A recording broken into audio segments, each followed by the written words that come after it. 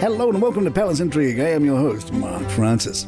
90210 star Anna Lynn McCord looked back on the time Meghan Markle played a little hoe.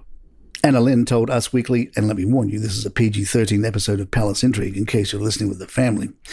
I didn't work with her, so I didn't actually know, but she's actually the little hoe-bot. She was a little hoe-bot with my boy, like she's in the car with him. The Daily Mail reminds us Meghan's cameo in the show saw her character performing an adult favour, we'll leave it at that, to one of the show's main characters, Ethan. Meghan played a high school student named Wendy.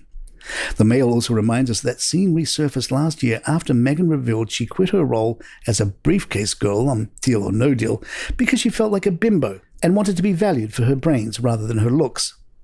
However, one online critic pointed out she must have forgotten she was adult favours girl in that show after she left her briefcase girl stint due to being objectified.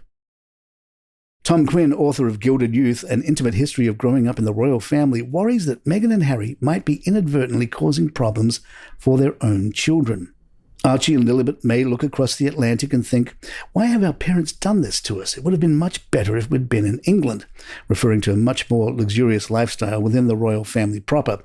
I can imagine Lilibet and Archie are going to get teased at school, possibly bullied because people say, oh, you're a prince and princess. They will feel horribly trapped. When Charles went to Gordonstown, at first he thought he would be treated with respect because he was the heir to the throne. In fact, that meant he was bullied far more than other boys. A lot of trouble is being stored up by Harry and Meghan because of what they've done. Harry's tried to escape and is trying to make sure his children escape, but you can never fully escape. It's just too difficult. Former butler Paul Burrell told Slingo, Prince Harry has communication with the Spencers. Yes, he does. Isn't that strange? The Spencers have remained silent and quiet for the last 26 years. Harry has gone to them as mediators in the past because they are not royal. They don't live in the royal world. They understand the court, but they are not in the court, and the Spencers are outsiders now. Harry feels he's an outsider, and he's gravitated towards the Spencer side, his mother's blood. Burrell also sees Diana in both the brothers. I think that both boys have resemblances of their mother. I think Harry knows empathy. Harry knows how to reach people. Harry is very good with the troops. On the other hand, William is very good in the boardroom. He's very good with officers. He's very good with the daily running of a royal life, something which Harry couldn't cope with. Don't expect a royal reunion anytime soon. Royal commentator Duncan Larcombe told New Magazine, some of what Harry and Meghan have said, particularly about Kate, was so personal. And it's going to take years to heal the hurt because of the damage that's been done. It's going to take more than an apology to fix the relationships. Palace Intrigue will be right back. The Mirror took a look at the other Prince William. Prince William of Gloucester died on August 28, 1972. The Mirror educates us on how the other Prince William is said to have enjoyed his life, free from royal duties and strict protocol. He even met the woman he intended to marry, Zuzi Starkloff, had she been deemed appropriate in royal circles, but sadly his love wasn't deemed to be a suitable royal bride at the time, as she was twice divorced, Jewish and Hungarian, mother of 2 children. It is believed that Princess Margaret was sent to Japan to encourage him to think about his duties over the relationship. In 1972, Prince William was competing in the Goodyear International Air Trophy, and his mother was sitting in the stands to watch her son take part. Shortly after takeoff, he lost control of the plane at a low altitude, causing the wing to hit a tree and burst into flames. His body was identified the following day through dental records.